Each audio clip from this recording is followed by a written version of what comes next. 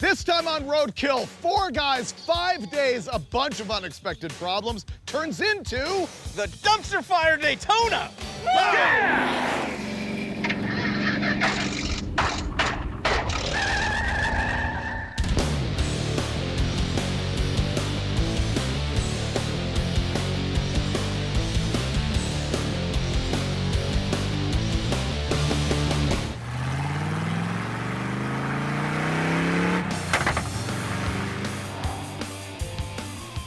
All right, so this is my 1969 Dodge Charger, which I bought in Michigan last summer at our Roadkill Nights event. And pretty much I bought it because it looks like an old NASCAR that somebody butchered into a Pro Street car, and to be honest, it's not an old NASCAR. It's a fake. It's not a real Dodge Daytona. It's just a very rusty, butchered Pro Street version that I could afford. And I bought it because I like the way it looks. Problem is it needs one of everything, including new torsion bars. We had to cut these in half to get them out. We also had to redo the brakes and the front suspension and the steering. But my friends are here, and the next 5 days, we're gonna make it run and drive and do burnouts. I have a dream. I bought this at Roadkill Nights. I'd like to drive it back to Roadkill Nights. And pretty much I bought it for the visual. From like 30 feet, your average human thinks this is a really, really expensive Dodge Daytona. From 29 feet, it's junk. This is doo-doo. But I'd like your opinion before we get started. You know, in 5 days, can we make this run and do burnouts? I would say no, except for that you got some stuff done before we got here, like the brakes and wiring and stuff like that. Yeah. Yeah, the bones will be made up of old Roadkill project cars. We have the engine out of the Death Metal Charger 383. We have the trans out of Blasphemy. Yeah, clutchless 5-speed. That's what this thing needs. Yeah. And then we have the Dana rear end out of the Rubber Duck Firebird, which we know is already bent. So it's perfect. Why not use all of that stuff? I have 5 days and 2 Legends in my garage. We're fine. But on first glance, I mean, I thought this may be a real Daytona. Really? What? Yeah. For those unaware, the 1969 Dodge Charger Daytona was a specially built model just for NASCAR. Like, for NASCAR, you had to have a production car sold to the public, and Chrysler really wanted to win, so they developed a really aerodynamic package just to win NASCAR, and then sold them to the public. They actually didn't sell very well because they're ludicrous cars. They typically don't fit in a normal garage. The claim to fame is this was the first stock car for NASCAR to run 200 miles an hour. Buddy Baker did that at Talladega and then crashed and burned. So it's perfect. Well, that's not gonna happen to us. No, we'll be good. I guess swing the motor in. Pull the nose off first. We're gonna have to get all this junk out of here. This thing is rusty. It's got a fiberglass nose on it, fiberglass wing. Scratch the paint. Not the fresh paint. I think we can get over. Sounds like a machine gun fire. Coming down slowly. This is new. I've never done this before. That's a Roadkill garage norm right there. Is it? Yeah. Oh. Yeah, we're up against the firewall with the flange of the bell housing. Those wings on the pan Right. are interfering with their installation. Yep. Otherwise, it would just drop right down. Uh-huh. This is going to be a lot of cutting. Okay. You might as well just cut it. cut it now. Oh, if only we had put an automatic transmission in here. That motor would already be installed. They would have just bolted right in. But we didn't. And the problem with that is it's longer and taller, and it's hitting the floor and this cross member. And the cross member is here because it not only attaches the floor to the frame rails, but it also houses the torsion bars, which hold up the entire front end of the car. It's kind of important. And we have to cut it out. All right. Out she comes. Okay, come down. Going in there. We're gonna cut from here to here as a starting point, then put the motor and trans back in and see, do we have to cut anything else? There we go.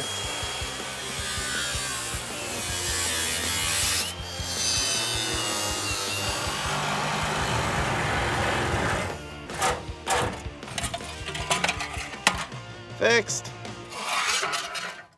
Coming down. That was good. Sort of our methodology here is we're gonna take the engine and trans in and out a whole bunch of times until we've cut the floor enough to get clearance for the transmission. How's your fitment? I can see it through this hole. It's good all the way back here. I was hoping to just eyeball where we have to hack for the transmission and then take the trans off, mount the engine, and do the trans again. Just like imagining being in the trench or something in World War I. All right, we're gonna have to take this trans and bell housing off so that we can slip the engine in because the oil pan is hitting the K-member, and once that's in, we're gonna try and muscle this trans up and figure out where else we have to cut the floor. It's pushing the oil pan forward like 2 or 3 inches. It means the clutch can has to come off.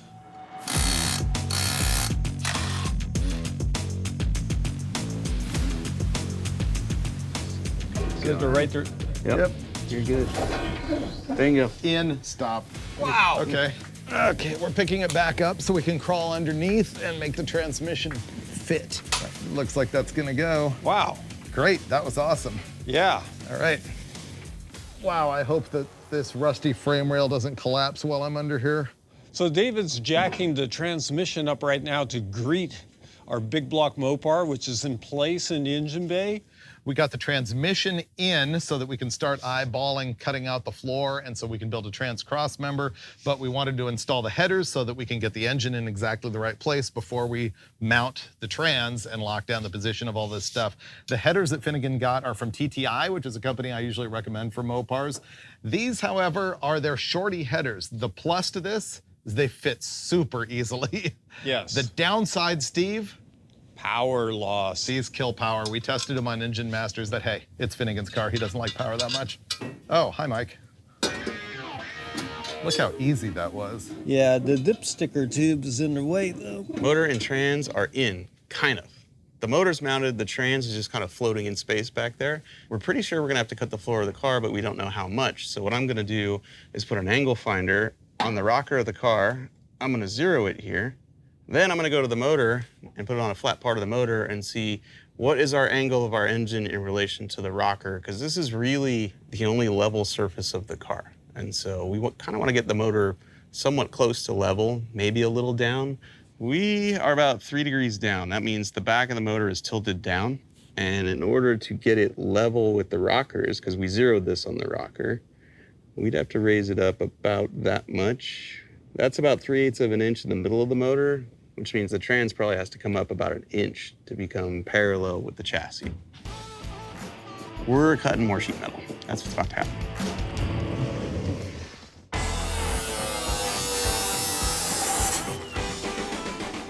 Okay, 1.8. you can go up some more, Dave. Yeah, this shifter stud is hitting the floor already right there. It's 1 finger away right here. Time to put the shifter in. We're going to the old tried and true H pattern, which everybody knows and loves. You know, if you know how to drive stick, you probably learned on an H pattern. Same deal, rods and levers, bolt to the side of the trans. Well, it took all of 8 seconds to figure out, not only does the shifter not clear the trans tunnel, but the shift rods don't clear the trans tunnel either. So we're gonna have to cut this further forward and we're gonna have to cut this further backwards. I think our trans is lined up where it needs to be. We need to make a trans mount because now our shifter's in, that's clearing. We have Swiss cheesed our floor. We move forward, we build a trans mount, start eyeballing our rear end problems. This is the makings of a ghetto fabulous transmission cross member. You know, if it was a race car, it'd be round and be much lighter, but this is not a race car. This is a roadkill car. So I took whatever scrap I had laying around, butchered a notch into it for the spine of the transmission. We'll put this up against our floor, put a bolt through the cross member that we already cut that is definitely rusty and not secure. And this is what will hold our transmission from falling out of the car. Don't do this at home.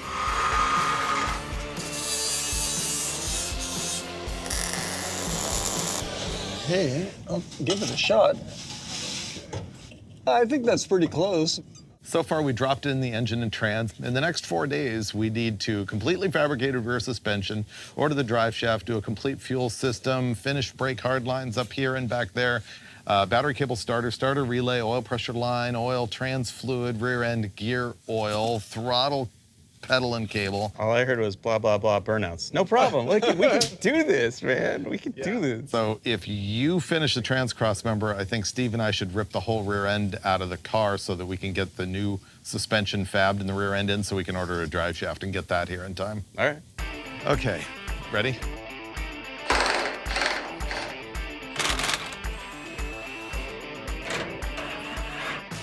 Almost there. This is gonna be a speedy down. That was some technique right there. Yeah. Okay. Our next plan of action is to put the wheels and tires on the new rear end, which came out of Finnegan's Rubber Duck Firebird. These tires we just installed are a ProTrack 445 5015, huge by large. The idea of this being a Dana 70 is gone. You can usually look at the web of a Dana rear end and it'll have cast in it what it is. And it clearly says it's a Dana 60. It's just a big beefy one. What we're gonna do next is roll the rear end under and jack it up and make sure it fits the wheel tubs and then start to fit the leaf springs. With the rear end rolled under the car, we sort of eyeballed the situation here, and what we decided to do is leave the leaf springs where they are rather than outboard them on the frame. That's gonna end up putting the new leaf spring pads right up against the cast center section of the Dana 60, and then you have to fit a U-bolt, so we're gonna grind away some ears on the casting and put a U-bolt right over the casting. We'll have to get a bigger U-bolt made for that.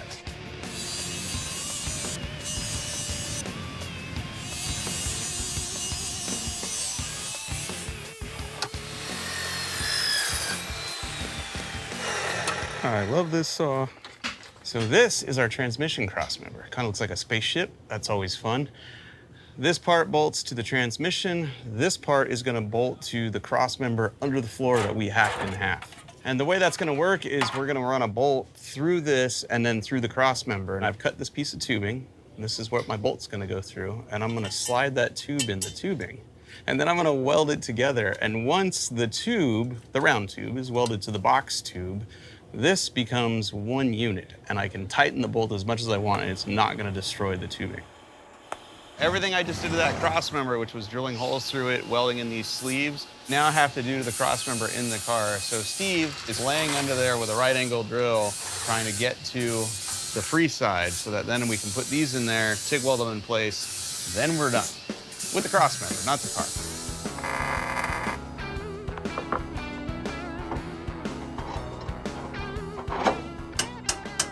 All right, you're through. We're starting to position the rear axle in the car. Steve's gonna hang the spring in the shackle. Everything has to align just perfectly. I don't even care if it's not fast. It just looks cool. Let her down. Mike then needs to go forward. There we go. Ah, perfect. Mine, there we go. We have a plan. This rear end is gonna work. So what we're gonna do is unbolt the leaf springs, remount the shackles, outboard the frame rail, build a new mount up front for the hanger, and then we can finally put the weight on the tires and see the stance and be like, yeah, high five, look at those meats. Bo's happy, I can tell. Okay, that sounds like a good plan. All right, let's take it apart. Yeah. We're moving the springs outboard by one spring width. We took them out of this bracket right in here, and we're moving them just to the outside, and we will still use this. Mike is right now using CAD to make a new bracket that will go right here to hold it.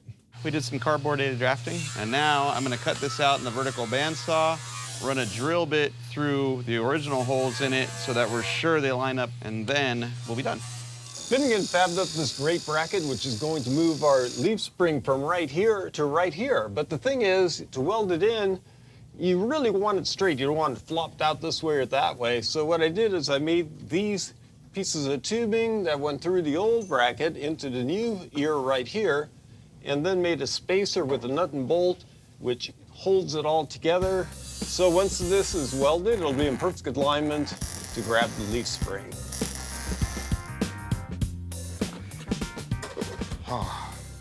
Good day. Freiburg and Dulcich killed it.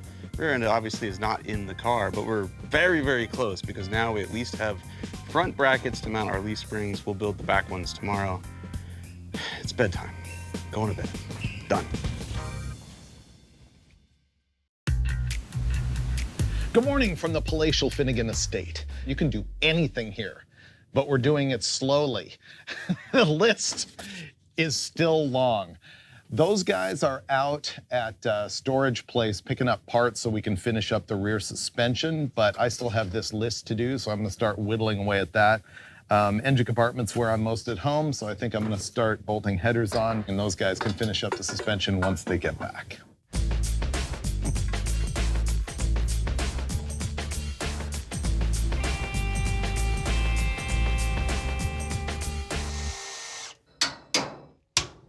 I'm really excited about these. These are used Centerline Combo Pros, and we stuck Mickey Thompson ET Street Skinnies on the front. Perfect for our Pro Street car. Yep, it rolls. I think the torsion bars probably have no tension in them. Hey, but it's still in one piece. Here's our plan. We're gonna take the leaf springs out. We're gonna drill new holes for the rear shackles 1 inch further forward so that when it's sitting at ride height, the shackles have a little more rearward angle. And then we're gonna make new mounts so that we can move the leaf springs out more to the frame rails, giving us plenty of room to put that giant Dana 60 center section under this car. There we go. Just got that skewered, and now Finnegan's gonna come back, cut that to length, and weld it in.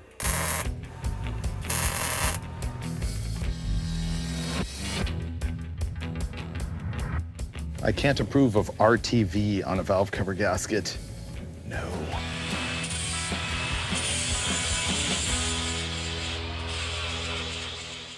Finnegan wants to install a tunnel ram on this. As a matter of fact, we got one from eBay. So I'm gonna go open it and inspect it and decide if we're installing it or not on our short deadline. Tunnel ram scenario, this falls under the category of completely optional. Ooh, this is an old one too.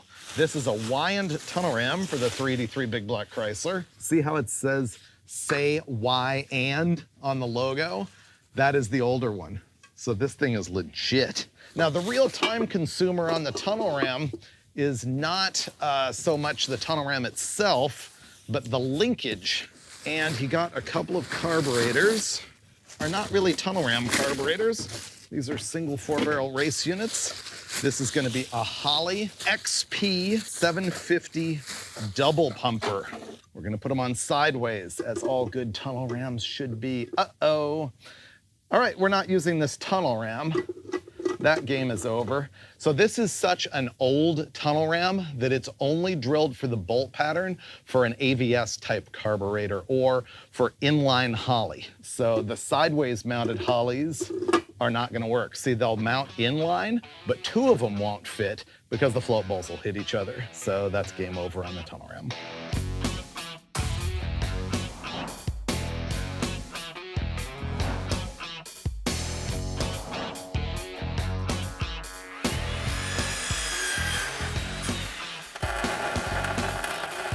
I made spark plug wires and battery cables happen, and Dulcich is fixing the alternator bracket. Now I have to move on to some wiring. Finnegan had a friend go through the car and actually wire all the headlights and turn signals and all that stuff. It's kind of crazy.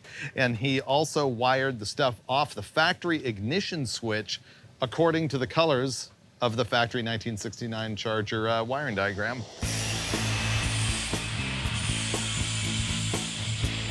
Oh yeah, no, we're good. We're Really? good. Oh, that worked out perfectly. Nailed it. Is that in the middle? Ish.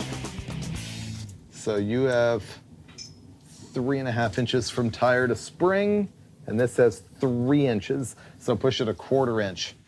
That might have nailed it. I mean, there's still the spring dangle, 11 years but of it's pretty soccer. close. Was Bruce Lee here?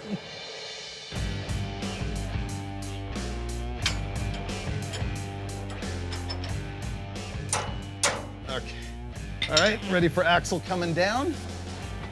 That, okay? There we go. Yeah. So right now the guys are throwing U-bolts and spring pads in there. We don't have all the parts to actually lock this in place. We're missing the bushings for the back of our leaf springs. Those will be here tomorrow. But tonight, we can at least clamp this together and set it on the ground and be fully motivated to keep going, because we only have 2 days left. What we have here are the finest 445 tires money can buy. We want them to fit in here without hitting the quarter panel like they're doing it now. Now, if we just lower the jack and let this hit the ground, the wheel's gonna go back, but not before it caves in the already dented quarter panel. So I'm gonna clearance it.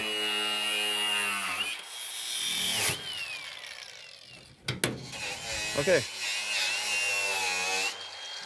Okay. All right, going down for the stance. Ooh. Boom. Dude. It's sitting on the quarter panel here in the back. It is? Yeah. Dude, I have all the room in the world back here. Dude, look at the wing and the big tire and... That's pretty good. It is so cool. This looks awesome. It's a big meat. Oh, man. Ooh, ride's good. We need to crank up this torsion bar like crazy. I love it. I absolutely love it. Me We get to too. cruise this, dude. We get to cruise this. Yeah. Thank you. Thank you. Wow, this is badass. I love crappy cars. Well, you've reached the pinnacle. Dude, I know, And it's actually good. like Yeah. we literally just built the crappiest version of the coolest muscle car ever. I think if we crank up that torsion bar, you might solve some of your tire problems. Oh, yeah. One of the things we noticed when we got the car on the ground on its mean tire and wheel combination is that it's sitting kind of cattywampus, so we've got to do something about that. Fortunately, a Mopar's got adjustable torsion bars, so all you have to do is go underneath, adjust the adjuster, and level her out. Stop.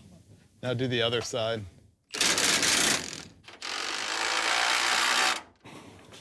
Oh, this tire's ramrodded into the quarter.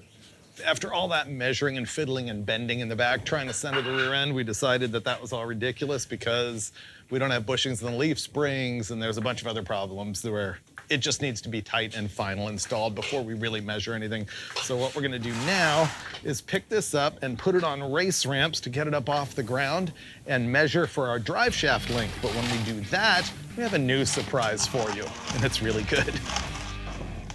Crawled under the car to measure it for a drive shaft, and I discovered we can't put a drive shaft in this car because there's a cross member here.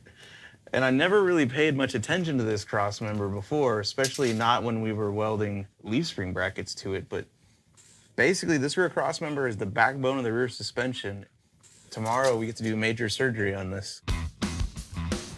Thursday morning, and I'm leaving for a vacation trip on Saturday, so we have 2 days to do all this. I just made a more detailed list of everything that we need to do, and we went through it and marked off the optional things, stuff we didn't need in order to do burnouts. My job's gonna be engine. Steve's working on bolting in the steering column. Finnegan's working on that pinion angle and drive shaft, and you'll see another guy here in the background, Joe. He's helping us all day long, so you'll see him.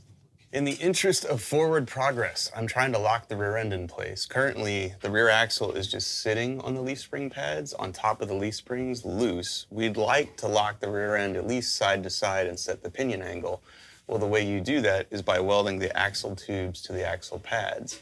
We can't do that until we figure out, is our axle centered so that the tires don't hit the quarter panel? I don't want to measure the leaf spring because this stuff is all crooked still because it's not tightened up. So we're going to measure from the ruler to the tire on both sides, shift the rear end, I think, this way, tighten everything down with the U-bolts. When we're sure the pinion angle is correct, we'll weld it. So right now we're taking the trans back out again to put the clutch back in that we removed earlier. Once the clutch is in, the trans back in, we have a yoke on its way. We'll put the yoke in the back of the trans, then measure for our drive shaft, which our local guy will get done today. I finished most of the wiring except for charge wire and starter wire, which is holding on other things. So I'm gonna go ahead and install the carburetor. We got this, the Holley 1850. Old school, 600 CFM, vacuum secondary, mechanical choke. Look at that. You know that's gonna come into play. This thing is gonna save me some time because it has a single fuel inlet. The typical high-performance Holley carburetors that we use are dual feed, and it just takes more plumbing to do that. And the aftermarket kits that you can get to go into those generally ram right into a big block Mopar distributor. So this is gonna be good enough for Finnegan to do burnouts. Quick tech tip, when I install a carburetor, I like to work the throttle linkage, and don't forget to do it on the vacuum secondary as well, just to make sure that the blades are not hitting the manifold and the linkage is not hitting the outside of the manifold. This one seems flawless. I wanted to finish up the steering column, but the guys are working there, and so I'm going to move on to the radiator. What I have is a Griffin aluminum radiator that replaces the original copper brass radiator. Now, when you're putting in an aftermarket part, you have to expect a little finessing to get it to work. The fans are ramrodded right into the water pump, so that's not going to operate like that whatsoever.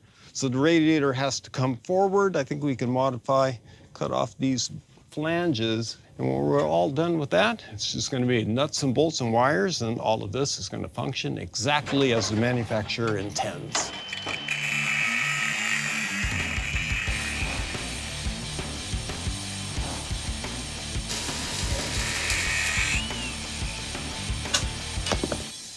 Mike and Joe got the transmission and the clutch back in, and we got it jacked up in position, and Dulcich and I were able to measure the drive shaft. Finally, they're gonna turn it around in 1 day, so we should get that done. I'm in the middle of ordering a bunch more parts from Summit Racing that we need in order to wrap this thing up.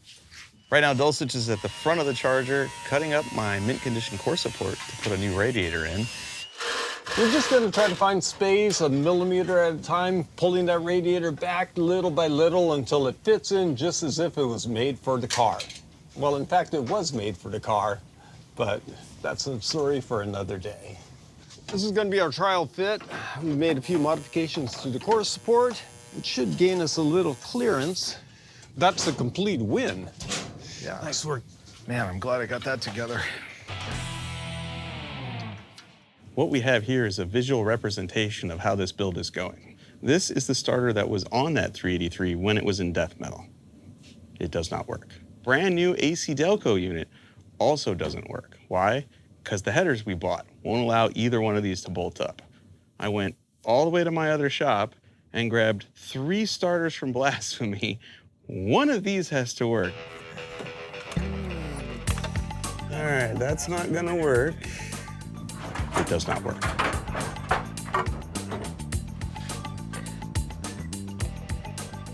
It's also really far. To people at home, if you have a 383 and you buy the shorty block hugger headers from TTI, they won't tell you that there's only one starter in the entire world that will work on this, and it's made by some guy at his home garage, and you know you're not gonna find it. So there's your warning.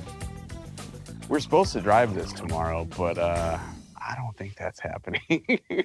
Steve's still working on the valve cover. Mike's underneath. You can hear him starting to zap the whole chassis back together. My job is break hard lines throughout the entire car. And by hard lines, I mean potentially soft lines. This is a -3 AN line that is crimped specifically for brake pressure. And, you know, they've said forever that you shouldn't use a bunch of this in your brake system because they expand and give you a squishy pedal or something. I'm not buying it. So I think I'm gonna try and do that everywhere that I can. It's sort of a hunt to find fittings and stuff. Other cases, I'm going to build hard lines. You can see my template here for making that happen.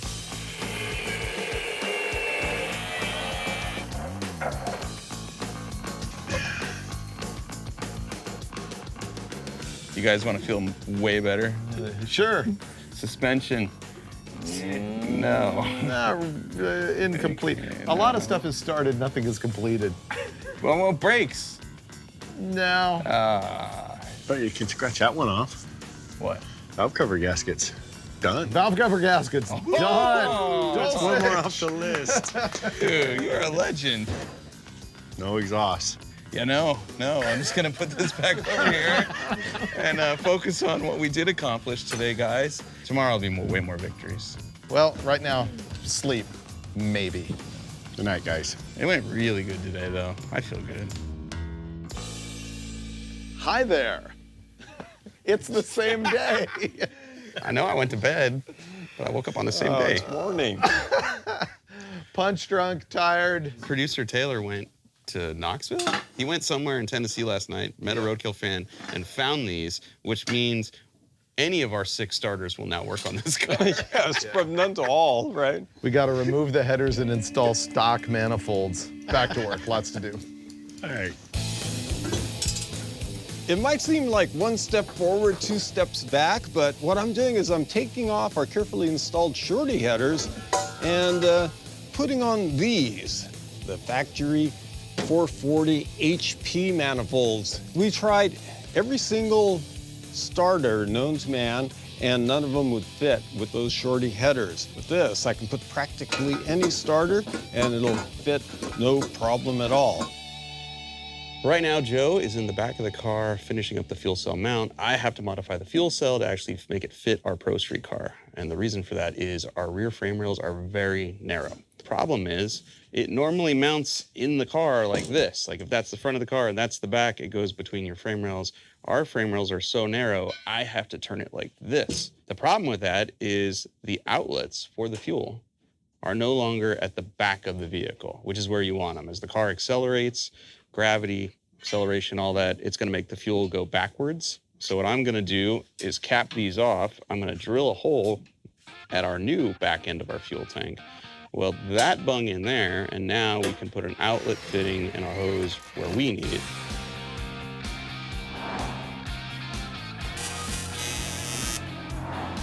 All right, that's not gonna leak.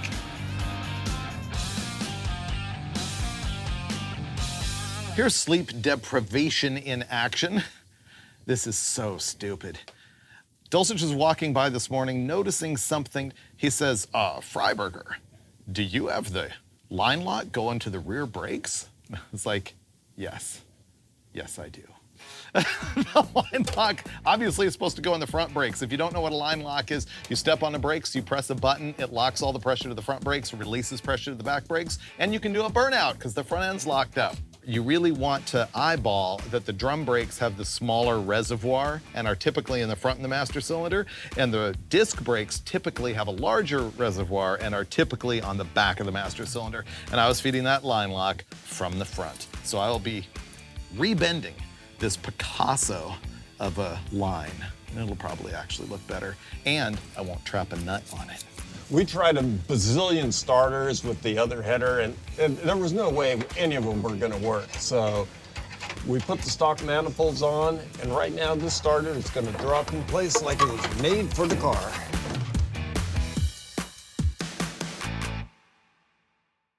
We're ready to set our drive shaft angles, and it's actually a perfect situation where we're able to set the pinion angle because the spring pads aren't welded on yet, and we're able to move the transmission up and down to get that just right.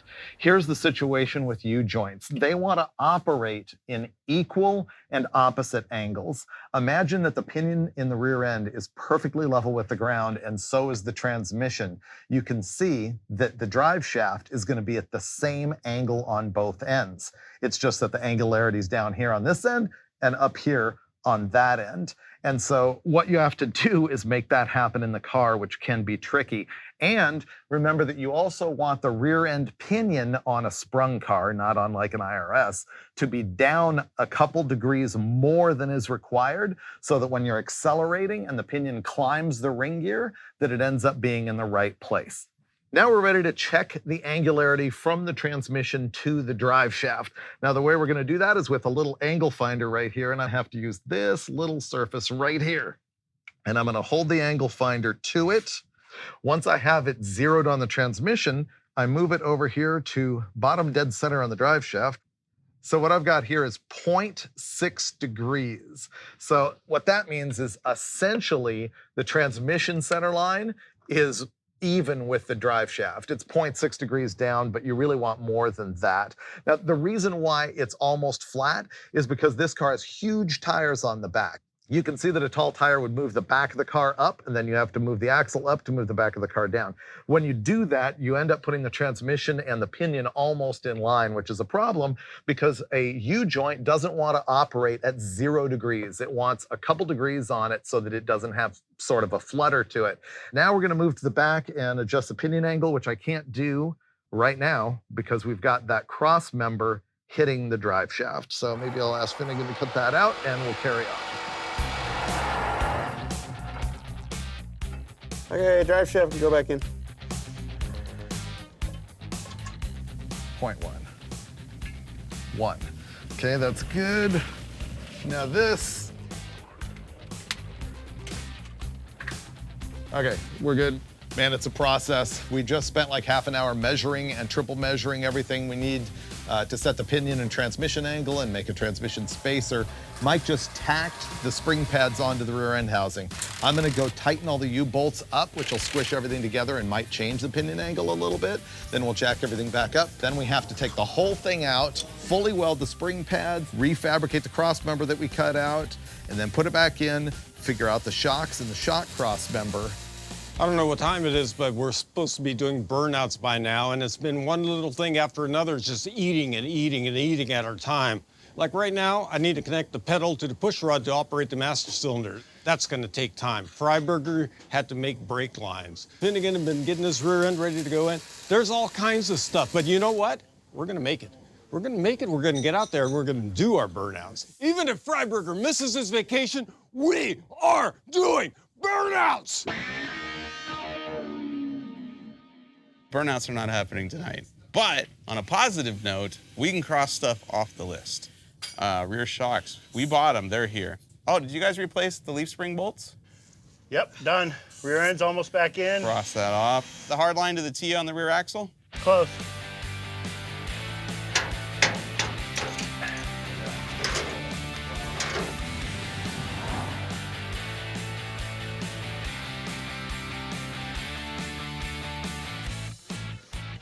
Victory. Wow. For the first time, I think we might pull this off.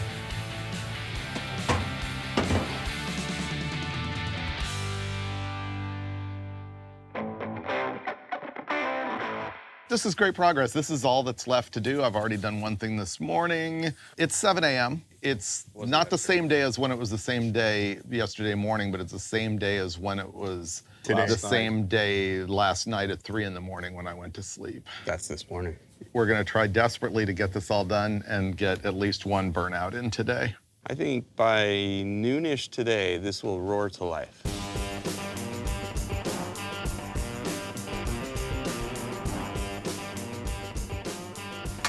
I'm gonna put the shifter in.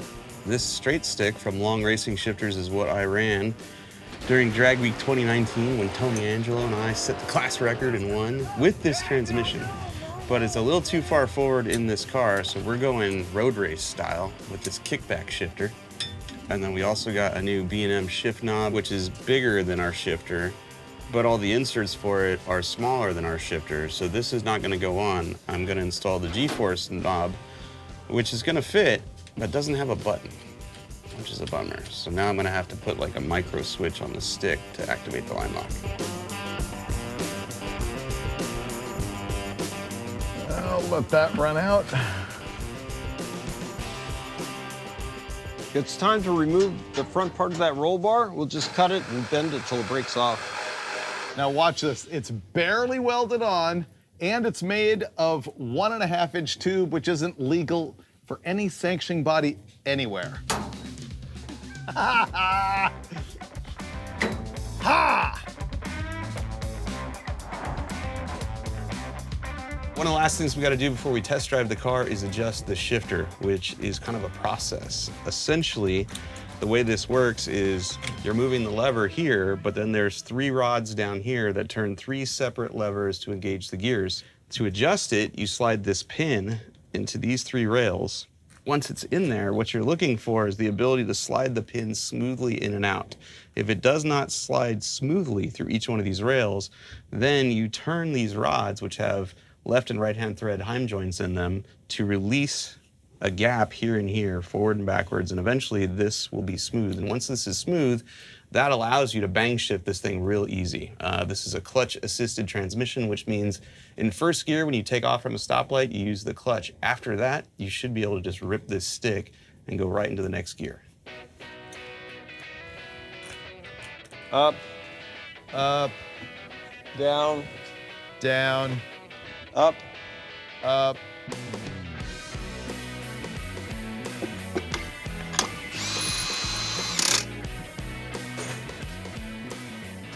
That's cool. What do you think? We can fire it up and go for a ride. Daylight. Oh, All right. This car rolls. This car stops. Here we go.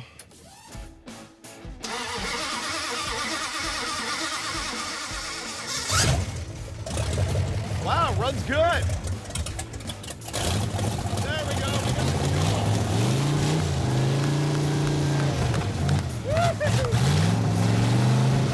Stop. Gas leak. Fuel filter. Dude, when do you think the last time this car ran was? Never? I don't think it's ever run. Probably sometime long before they decided to cut it up and do all this. Yeah. Dude, that was 5 days. This one's cinched down. We need to This get is another clamped hose all clamp. the way down and not clamped enough. We're gonna see if it still leaks. Ready? Yeah. Yeah, I think we're good.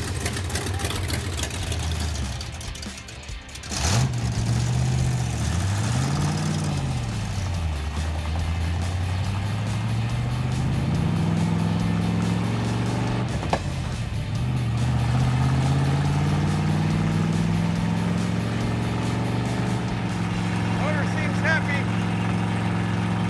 We got oil pressure, we got water temps.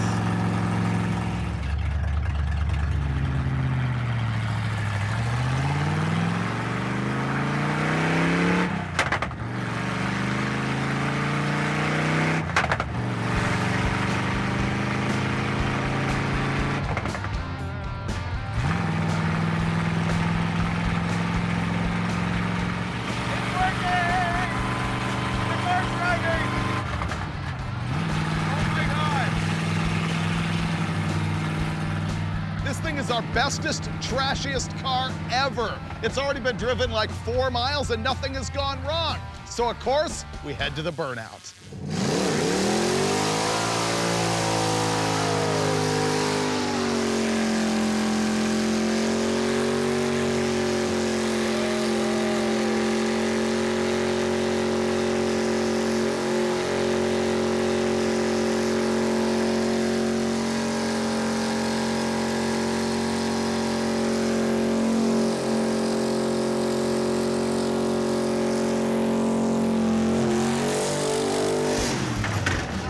Yeah, that was fun. Yeah. 2-tire fire. Oh, that was great. That was cool. So awesome. I was really worried Wow. that the diff was open based on what we were doing in the shop, but Yeah! clearly we got 2-tire fire. It works! See, I told you it wasn't an open diff. Look at that. How come you didn't grab second? Oh, I don't know, I forgot. 5 days. I made it happen. We did. No kisses, all right? Wait till you see it in the next episode of Roadkill, where we drive that thing to Roadkill Nights. This is a recipe that always works. You buy the very worst example of your favorite car, get a bunch of used parts you have lying around, lock your friends in the garage for a week with the only goal being to just make it run and drive. We did that. In fact, the dumpster fire Daytona actually does burnouts. Sure, she's not perfect, and she does need a little refinement, which we're gonna do off camera before road tripping this thing all the way to Roadkill Nights in Michigan, and you're gonna see that on an upcoming episode of Roadkill.